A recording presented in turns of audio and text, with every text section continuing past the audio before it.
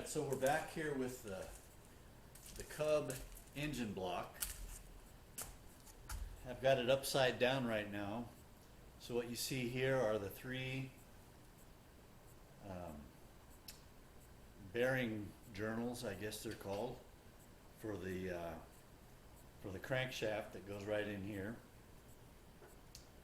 I've already cleaned out the oil passages that go right through here and right through here, and it's called the oil gallery. I've just took out the pressure regulator on this side and cleaned all that out just to make sure there's no obstructions, no clogs or any of that kind of stuff. I think before I put this crank in here, I'd like to, I need to put a ball hone down each of these cylinders, but I've had trouble finding the right size because these cylinders are pretty small. So I'm working on that, and I expect to get that pulled together before too long. So the next thing I want to mention is I've got spark plugs.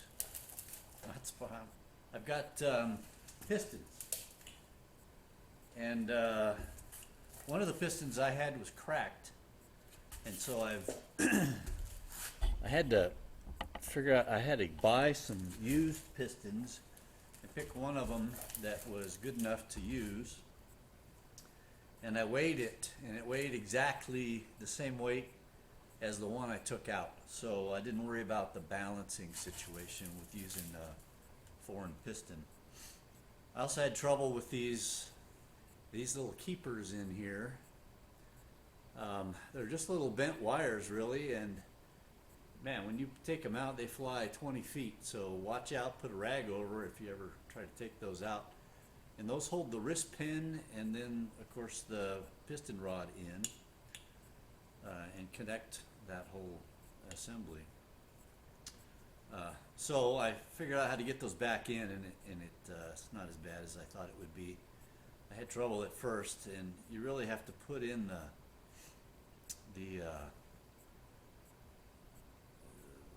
well, there's a bend in there, and you got to put that piece in first in order to get the rest of it in. You kind of work it around with a screwdriver. It works out fine. Also, I've got new rings, and so there's 3 sets of rings on each of these. You can see there's the oil slinger ring, and there's an inner ring, and then this outer ring here. And those go a certain way, so you got to be careful follow the instructions. There's little dots on, I think the top ring is directional, the rest don't matter quite as much. Anyway, got the rings ready to go and drop in the cylinders. I just have to hone the cylinders before I put these pistons in. And I don't want to do that with the crank in there, because you don't want to touch the crank, of course, with anything like that that's that abrasive. So I'll be putting these pistons in last. So today I thought I would start by putting the valves in. I got a new set of valves. I've already installed the valve guides.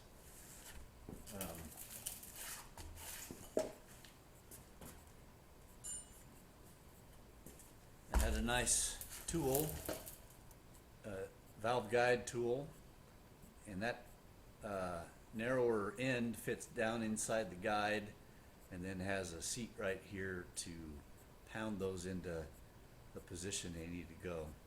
The advice from the manufacturer was to put them in the freezer, the valve guides in the freezer, before installing them, so that they would shrink slightly and make it a little easier to drive them in. And that seemed to work fine. So I followed that procedure, and the valve guides are in. Nice little tool. Okay, so I'm going to turn the video off, and then I got to turn the engine over. Well, first we got to put in the camshaft. So I'll figure out how to do that, and we'll get started with the camshaft first. That'll hold the tappets in when we turn the case over, and then we start working on the valves. And of course, the new valves have to be ground in manually, so we'll be doing that next. That's the next procedure after we put the camshaft in. I just had to adjust the camera a little bit there. So I'm going to just grind this in, and every 10 seconds or 10 spins, you lift it up and reset it, and then continue grinding.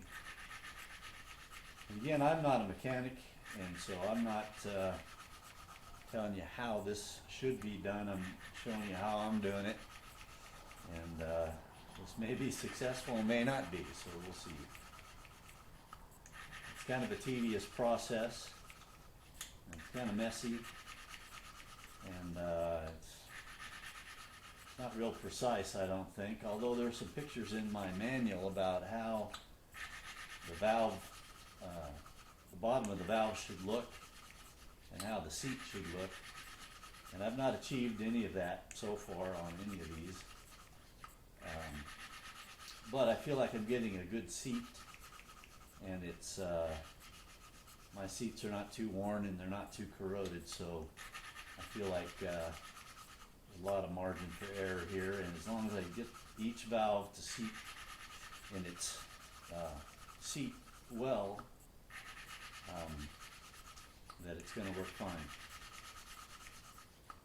So I'm just going to keep doing this on this valve for another couple of minutes, and then I'll take it out, wipe it off, and kind of see where we are. And you can feel the grit grinding, and every time you pick it up, it kind of re-smears the abrasive on the seat and the valve, and so that keeps the effect going. If you never pick it up, all the abrasive kind of goes to the edges and doesn't get where it needs to be.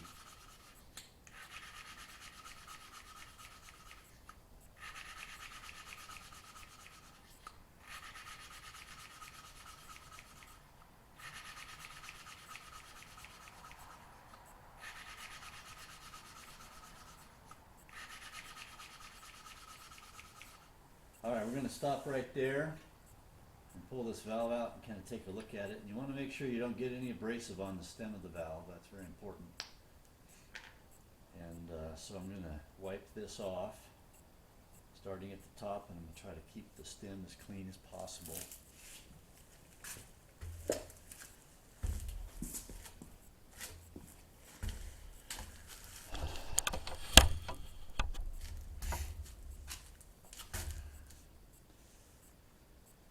So if you look real close there, boy, I don't know if you can see that, it looks kind of blurry, but right in the middle there's a scored, kind of a non-shiny part of the valve, and that's where it's been grinding against the seat. And the whole idea is to get the seat to match the valve perfectly, so that when it's closed, it keeps all your compression in and doesn't leak compression out of the valve. So we've wiped that off. I've got a cleaner rag that I wipe off kind of the second time. And I'll wipe the stem off just to be sure that I don't have any grit on it. And I'm going to get the grit out of the seat as best I can. Again, I don't think you have to be perfect, but this stuff is very abrasive, and you sure don't want it, much of it getting down inside your engine. So wiping it off is important, and I think I'll come back with some sort of a solvent to make sure I've got everything before I lube these with the builder's lube, assembler's lube. Alright, so that valve seat looks real clean and real nice. And I think I have a nice, probably wide enough score. So I'm just going to wipe this down one more time with the clean rag. Put that one in. Again, you want to keep these valves in their spots so that you don't forget which one is which. I suppose you could mark them on the top if you wanted to. I'm gonna go ahead and do the next one, and have to cut open the package here and get the next valve out of here. Got 2 more to go, and perhaps I'll speed all this up after I've shown you maybe one more.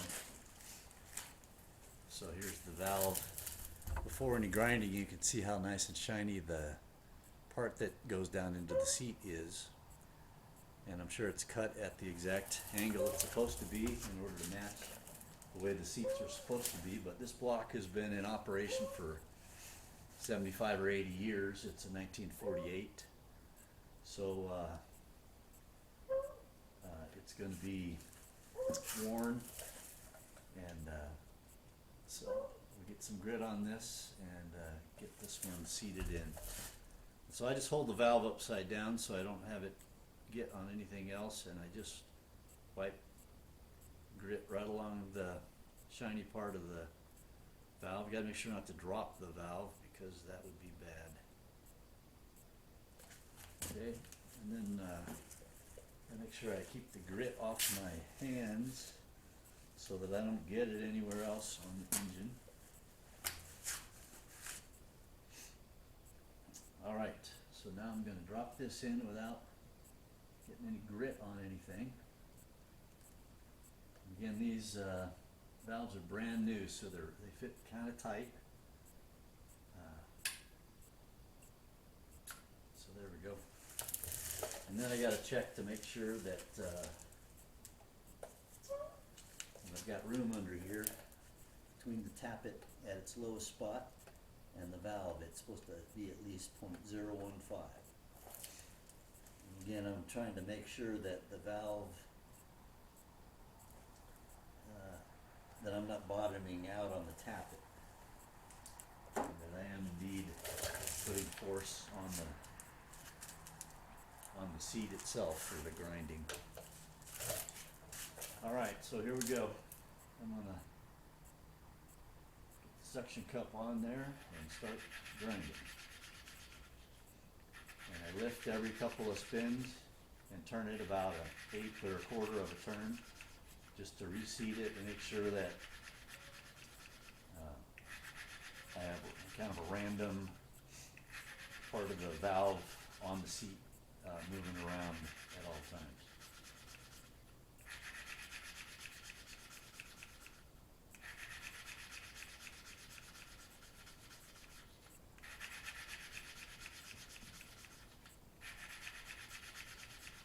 I've done this procedure once before on the Model A. That was years ago, and of course those valves are much bigger, so my suction cup stick has much, for that car, has much bigger suction cups on it, and the piece of wood's a lot bigger too. It's kind of hard to find this smaller one for these very small engines. And the exhaust valves are particularly small. They're smaller than the intake valves. The intake valves are about the size of a quarter, and I'd say the exhaust valves are maybe the size of a nickel or maybe a little bigger. And so I had to find this much smaller tool to get this job done than I had on the Model A.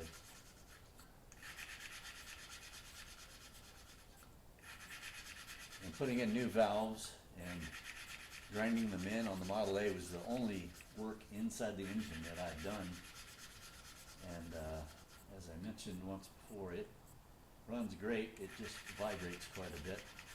And I think that's because of an engine mount problem. I'll be addressing that soon. But they got to get this little tractor put back together and totally restored and painted up so that I can take it to a tractor show this summer in July. So that's the priority right now, is to get this little guy up and running. It's a great tractor. I've used to use it quite often to move things around our property, and I have a little wagon for it that I pull, and I can load it full of branches and leaves and stuff, move things around. I also have a blade for it that can either go on the belly or on the front, and I use it on the front, and I use it to clear snow off the driveway, and it works pretty well for that. You know, the blade and all the way it hooks to the tractor is all worn out, and there's an awful lot of slop and clay in all the pins and the holes and everything, and so it's not perfect, but it is kind of nice. This tractor also has a sickle mower, and it's the meanest, nastiest piece of equipment I've ever operated. The tractor's great, but man, the sickle mower is the most violent thing I've ever seen, and I don't know, there's something eerie about having it do its thing and having the tractor shaking and the blade cutting everything that it can find, and it's a frightening piece of equipment. And I tried it once just for fun, and I've never tried it since. It's sitting out in the yard as yard art because a lot of the teeth are missing, and the hydraulics on this tractor were bad, so I didn't. It was hard to lift and to adjust the mower because it sticks way out. It's about 5 feet, 6 feet, and so it didn't work very well. But now that I will have fixed all the hydraulics on this tractor and everything else that's been wrong with it, it will have gotten fixed by the time I roll it out of here. So I might try that sickle mower again just for fun to see if the hydraulic system can lift it appropriately.